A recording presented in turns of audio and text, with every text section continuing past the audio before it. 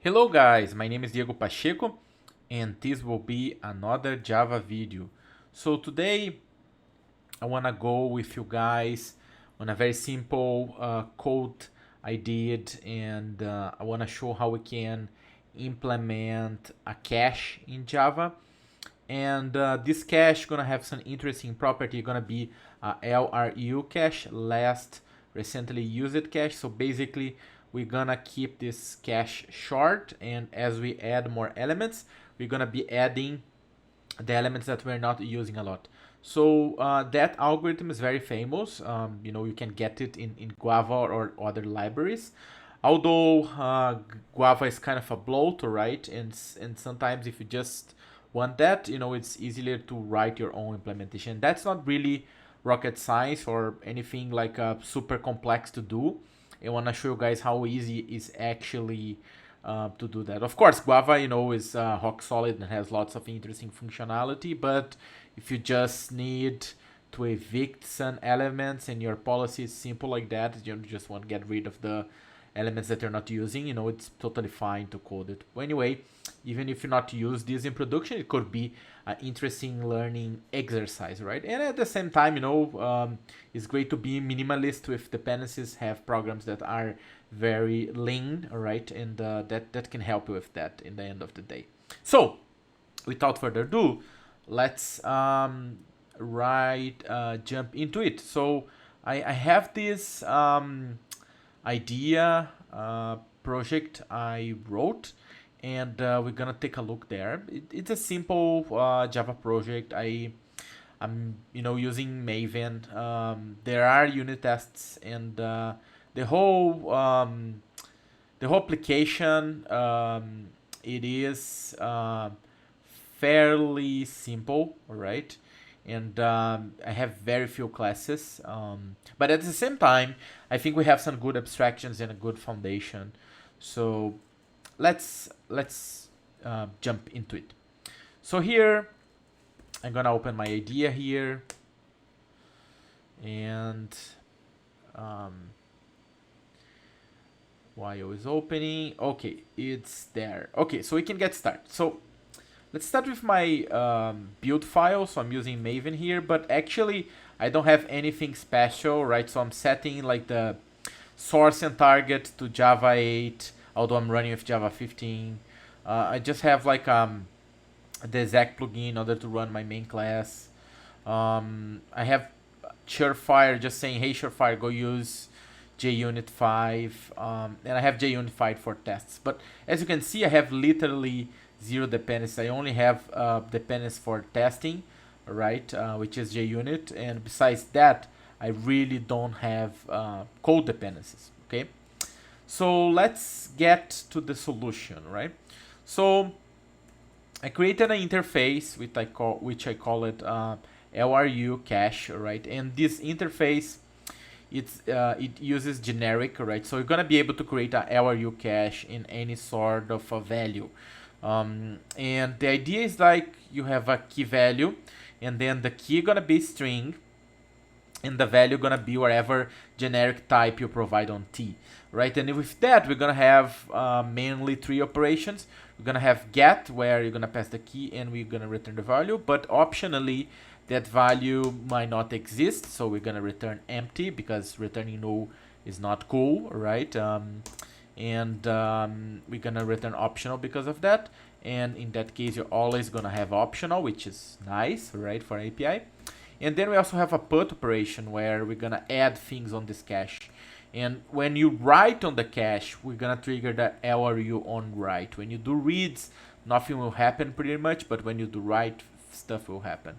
So here you're gonna pass the key and the value, right? And I also add one operation to return the size, so you know how many things are there, and you can know if the LRU are actually working, all right? So that's the interface, that's the contract you're gonna implement. In order to implement this cache, I will need to have a container object, right? So my container object, I name it as a reference entry, and the idea is like in this structure, I have all the data and metadata I need, not only to, add on the real cache that I have beneath my implementation, and you guys gonna see in a moment.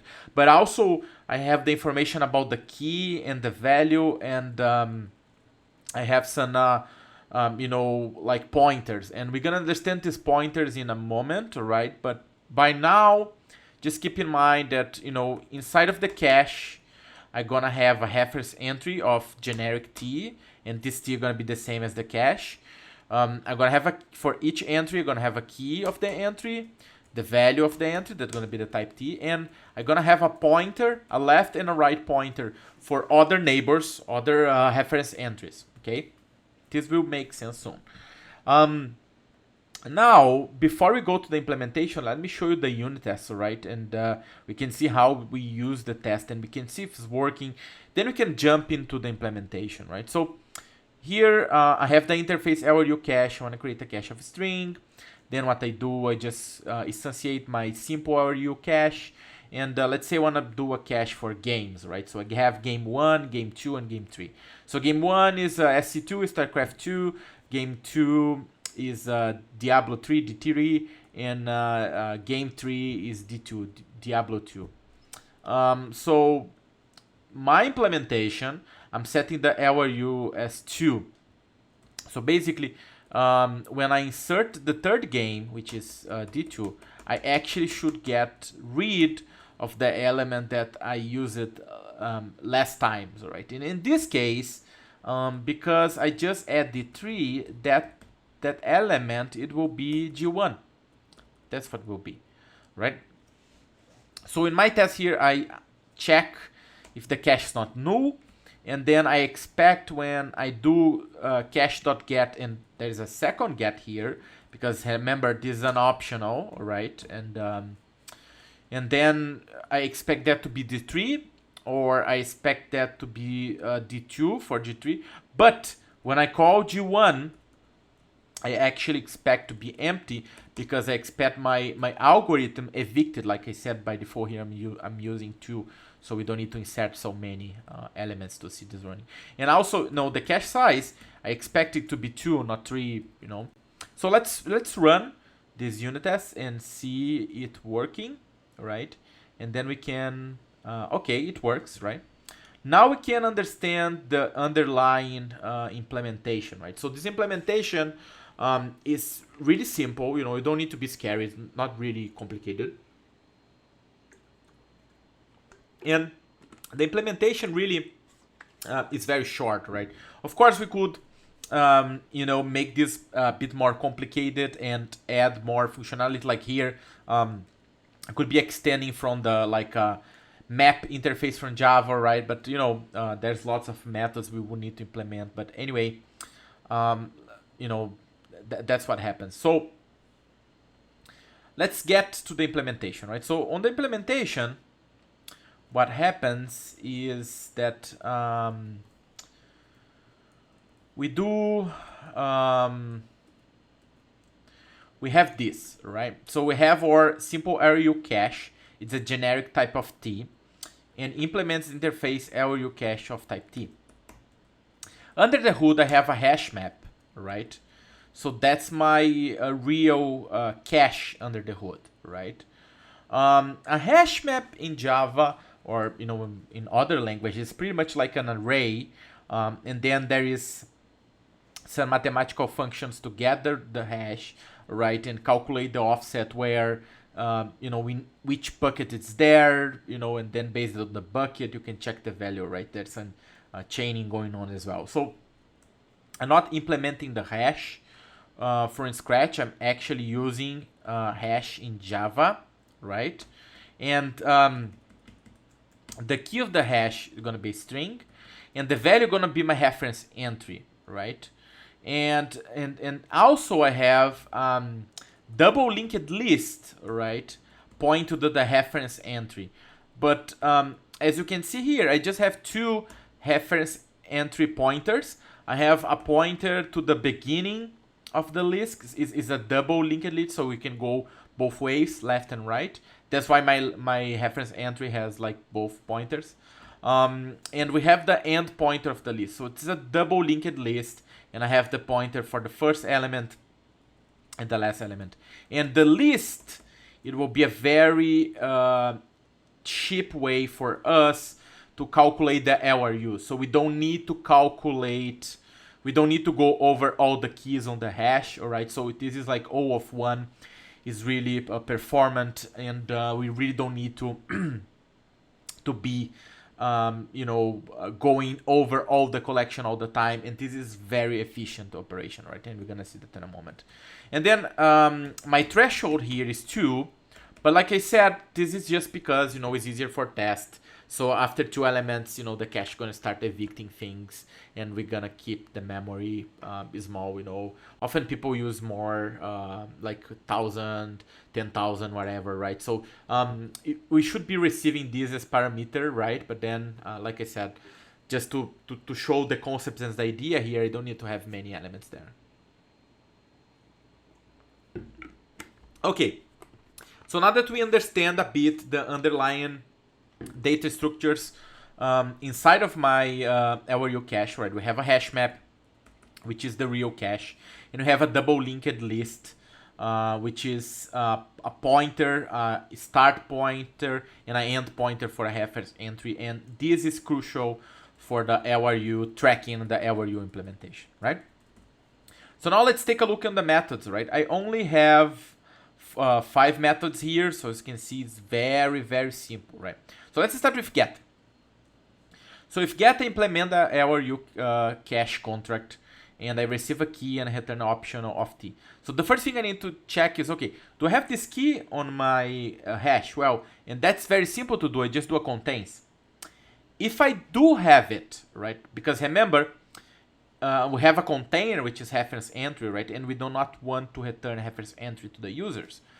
So if this is true, so we actually have the key, well, what we're gonna do is do a get on the map, right, and we're gonna get a reference entry.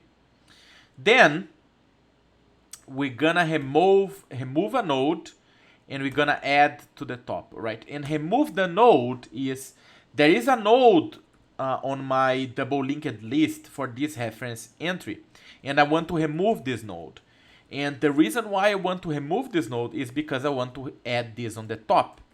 So remove node gonna be O of 1, and add on the top gonna be O of 1. And that's how, these 2 operations is how we keep the LRU cache up to date. Because you're doing a get, it means you are accessing that entry, and then I need to move this to the top of the head, right, of the doubly linked list, and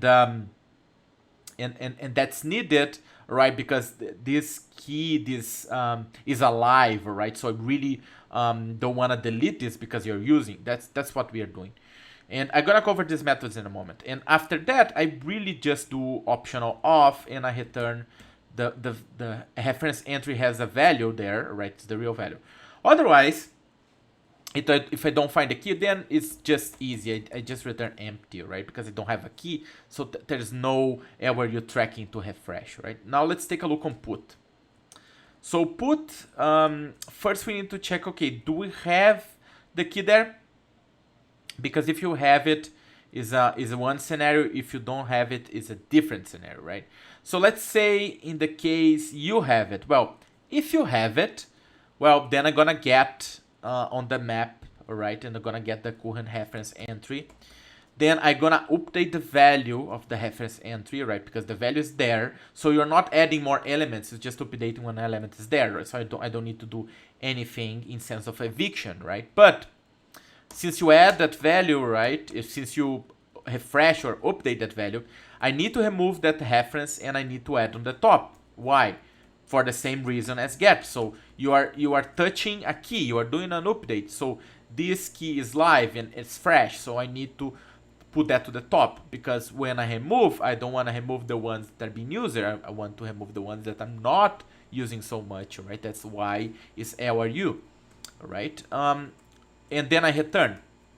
So if I go here, it means, well, we are not updating, we are then inserting use case. And for that, what we're gonna do is this. Okay, so we're gonna create a new reference entry, and left and right gonna be null. We're gonna set the value, we're gonna set the key, and then we're gonna check, okay, do I need to do an eviction, right? Because now we are doing an insert use case. I need to know, okay, how many keys do I have in place and what's my threshold? So my threshold is 2. So if by any chance I have 2 or more, I need to do something. And if that's the case, I'm gonna remove an element from my map, from my cache, right? And this will be the end, and the end is the pointer to the end of the double linked list, right? So the end of the list, because since every time you do a get or every time you do a put, I am updating to the top of the list. By consequence, therefore, what's on the end is what I'm not using so often, right? And then that's what I want to remove, all right? So I remove from my cache. Now I need to remove from the double linked list. I need to remove that node, right? And that's again is O of 1 operation. And I have a new reference, right? Because I just created a new reference entry. This one needs to go all the way to the top, all right? Otherwise, okay, so I'm not fulfilling the whole cache. I still have space. Well, if I still have space, I just gonna add to the top, because again, this is a new entry, all right? So we need to mark it as fresh, and I'm gonna add on the hash map, all right? And that's it. So now, size, I just delegate for the size of the hash map, and let's take a look at the top and remove node. So add to the top is very simple. So I have a reference that I want to add to the top, and the right pointer to that reference, it's gonna be the top, all right? The start. The left gonna be null, and then we're gonna check this. Okay, if the start is not null, meaning okay, there is a top, right? The left part of the start gonna be the reference, all right? And start gonna be the reference, all right? So we are moving pointers here. And then if the end is null, or otherwise, okay, don't have an end, probably this is the first time we're doing this, then the start also is the end. So we have both end and start pointing to the same structure. Very simple pointer manipulations, no force, O of n complexity. Pretty good. Now, let's look, remove node. Well, okay. So we're gonna pass a reference entry of the node we want to remove. So the first thing we need to check, okay, is the left not null? Meaning, okay, I have something before me. If I do, I'm gonna get the right thing before me, and I set to my right, all right? So I'm linking, okay, the previous node before me has a next, which is me. And I want to point to my next, right? So it's my right. In that way, we are rebuilding the linkings, okay? So there's a previous guy, there's a guy after me, I'm connecting both of those. Otherwise, all right, okay, otherwise, left must be null, all right? If left is null, means, well, I don't have anyone before me, so probably, I am the first one. If I am the first one and I'm gonna die, I actually, need to say that the first one is the next guy after me, which is the right.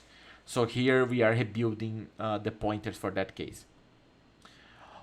Then we need to look to the right side, and exactly is the same exactly logic, but now we need to rebuild the pointers for the right side, and we need to check, okay, so do we have something on the right side? We do. Okay, so my right side, the guy on the left gonna be my left, right? So we're building the pointers for the right side.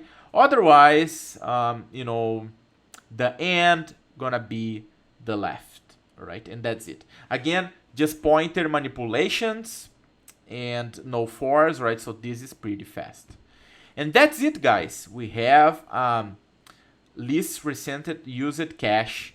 We are using a standard hash map in Java, and with a simple double linked list and 2 pointers here and 2 operations, remove and add on the top, we are able to keep track on the LRU. Very, very simple, and with a very elegant and simple solution.